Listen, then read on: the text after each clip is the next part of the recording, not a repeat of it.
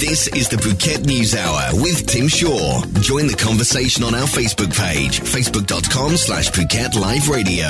Welcome to the program. Great to have your company. We look today at the threat to the lives of Bengal Tigers up there in Dhaka, Bangladesh. We also reflect on the danger of explosive chemicals in light of more than 50 dead and 700 injured in the Tianjin industrial explosion. We'll check the ASEAN news as well. We'll cross to New York for the reaction from the New York Stock Exchange to the devaluation of the Chinese Yuan, and those responsible still alive from the terrorist attack on the Peshawar Army School last December have been destined for execution in Pakistan. All this and more here on the Phuket News Hour, brought to you by the Kids Club Phuket. Stay tuned. We'll make sure you have all the news you need, local, national and international, over the next hour here on the Phuket News Hour. The news you need to know. This is the Phuket News Hour with Tim Shaw. Checking some of the stories making news in the ASEAN region today, the Bangkok Post is reporting that in Dhaka, Bangladesh, police on Sunday shot and killed 6 alleged poachers in the world's largest mangrove forest as the country's launched a crackdown following a drastic fall in the number of the big cats, the big Bengal Tigers. Police said that the 6 died after a gunfight with a gang at a canal, home to critically endangered Bengal tigers whose numbers have nosedived to 106 from an estimated 440 a decade ago. Now, according to the local police chief, they found skins of 3 adult Bengal tigers measuring 3.5 metres, and they seized 4 rifles and a pistol. The police chief has indicated that the crackdown on poachers came in the wake of the Forest Department's recent survey, which shows tiger numbers had declined in what was thought to be one of the world's largest wild reserves for the Bengal tiger. Some 440 tigers were recorded in the area during a census conducted in 2004 in the World Heritage Listed Forest, one of the world's last remaining habitats for the Bengal tiger. And it is great to see that nations all over Asia are taking responsibility for the indigenous native animals that are being poached, that are being taken, and therefore the protection of the Bengal tiger is a fantastic bit of news today. That story from the Bangkok Post. In news from Laos, RFA is reporting that seizures of large quantities of synthetic drugs and their precursor chemicals by Laos police in recent months point to renewed efforts by authorities to slow growing rates of addiction in the impoverished one-party state. The problem of drug manufacture and distribution around the region is increasing, and there are going to be moves by governments to be able to stop that trade, particularly across the Myanmar and Thai border. That story from rfa.org. And Thailand has announced that it is going to build Asia's longest bicycle lane, spanning 184.8 kilometres across 5 Thai provinces to encourage exercise and a healthy lifestyle among the people of the Kingdom of Thailand. That's just some of the stories making news here on the Phuket News Hour in the ASEAN region. More news on the way. Missed something? No problem. Listen to the Phuket News Hour any time of the day. Programmes posted daily on the PhuketNews.com/radio and on our Facebook page, Phuket Live Radio. News emerging from Tianjin in northern China that more than 700 people have been injured and at least 50 people killed by those huge explosions that we told you about on the Phuket News yesterday. The double blast happened in the industrial warehouse that has been storing dangerous chemicals, causing a fireball that could be seen from space. It destroyed office blocks, thousands of vehicles and buildings. Let's go to John Sudworth reporting from the blast zone in Tianjin for the BBC.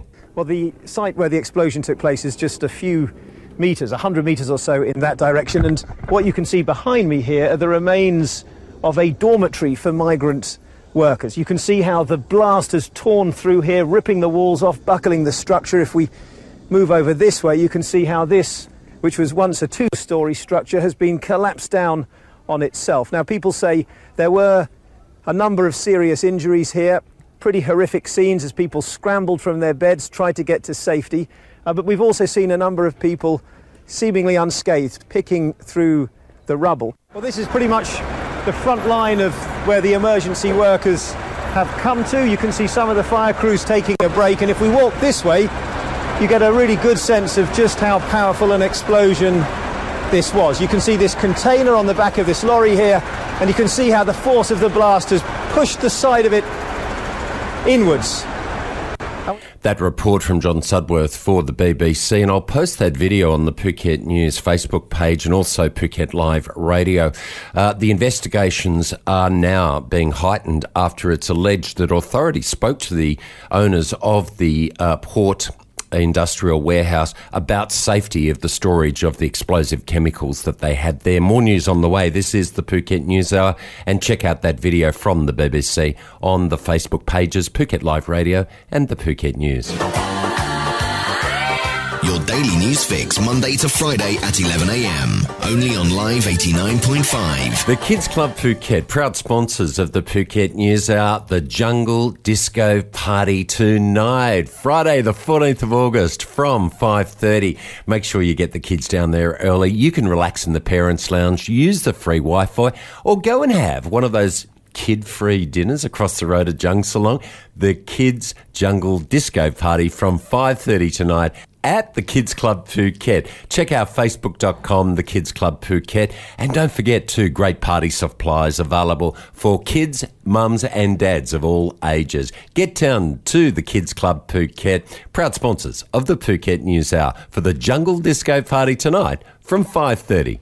Live 89.5, your island, your station. Live. Reaction to the People's Bank of China's revaluation of their currency, the Yuan.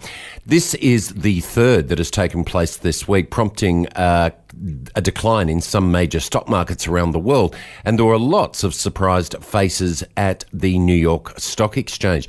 Now, this weaker currency could boost China's economic growth by making Chinese-made exports less expensive to foreign buyers. And investors may be worried this intervention signals the growth in the world's second-largest economy is slowing more than they first thought. This report from the Voice of America from the New York Stock Exchange. Wall Street and the New York Stock Exchange appeared stunned by the sudden action of the Chinese government. The floor of the exchange was humming, and number one on the mind of traders and investors was the devaluation. Tim Anderson is the managing director at MND Partners. It was clearly not anticipated by the market. That's why we've got the sharp move that we've had to the downside the last couple of days. It's the hardest hit stocks have been the exporters to China, clearly, the automobile companies, some of the heavy equipment companies have been particularly hard hit, mainly on a currency effect. The issue of copycat devaluations and inflation versus deflation was on the mind of Peter Costa, a broker and president of Empire Executions. With the yuan being devalued, you're not going to see any inflation in any currency or any economy anywhere across the globe. The other fear is that other emerging markets are going to do the same thing to keep current with what's going on with China. That's a worrisome thing. I think that would be much more deflationary if you started seeing, Vietnam, Thailand, a lot of these other Far Eastern nations cutting the value of their currency. It could be disastrous. It's important to understand that in terms of China's economic growth, that the pegging of the yuan to the US dollar, whenever there is a movement with the yuan, it's going to affect then those other currencies against the US dollar. Looking at those rates now from the Bangkok Bank, $1 34.04 baht, 54.04 Great British pounds, 38.59 euro. Looking to the Australian dollar, 25.23, another new high over the last few months for the Australian dollar, and the Hong Kong dollar 4.43. Looking specifically at the Chinese yuan, 5.20. We'll keep you up to date with those economic movements. And interesting point from that report in the Voice of America, will other Asian governments follow suit, particularly with reference to Thailand, with the revaluation of their own currencies? More news on the way. This is the Phuket News Hour. Today's important stories and the island's best music. This is the Phuket News Hour with Tim Shaw. The BBC is reporting that the Peshawar school attack has led now to the death sentence to be imposed upon 6 militants. Now, you will remember the terrible attack on the northern city of Peshawar, the school, where at least 140 people, mainly children, were killed. Now, the Pakistan authorities have handed down the death penalty to those 6 militants involved. They were given, quote, a fair trial in military courts before the verdict was handed down. Now, the attack on the army public school in Peshawar last December, carried out by the Taliban, shocked the nation. In response, Pakistan lifted a 7-year moratorium on executions. It also amended the constitution to allow for the establishment of military courts to try terror suspects. And since December 2014, 200 people have been put to death. Many of them were not convicted for terror offences. A statement on the Pakistan military's website says 7 militants were found guilty of links to the attack. Only one had been given a life sentence instead of the death penalty. According to the statement, the convicts were given a fair trial by following all the legal formalities, and the announcement of today's death sentences have been confirmed by the Chief of Army Staff. Now, these are the first death sentences to be handed down in connection to the Army public school massacre, according to the BBC's report from Islamabad. Those facing the death penalty are not the 7 who took part in the attack. All of those died in the assault. They had scaled the walls to get into the school, set off a bomb before moving to classroom, shooting indiscriminately at both the children and the school teachers. The school was near a military complex in Peshawar, and many of the students were the children of military personnel. Peshawar, which is close to the Afghan border, had seen some of the worst violence during the Taliban insurgency in recent years. And just repeating that Pakistan has found and applied the death penalty and a guilty verdict to 6 militants linked to the attack on the Peshawar school in the northern city of Pakistan, where mainly 140 of the dead were children. This is the Phuket News Hour. More news on the way. Your daily news fix, Monday to Friday at 11 a.m. Only on Live 89.5. That is the program for the day and for the week. Thank you for your company. The Phuket News Hour, produced and presented by Tim Shaw, using the resources of the BBC, the Voice of America, the World Wide Web, CNN, and the Phuket News Centre. If you want to keep up to date with all the news, keep listening over the weekend to Live 89.5. We'll make sure you're fully informed. And enjoy your weekend until we meet again. This has been the Phuket News Hour here on Live 89.5, brought to you by the Kids Club Phuket. This is the Phuket News Hour with Tim Shaw. Join the conversation on our Facebook page, facebook.com/Phuket Live Radio.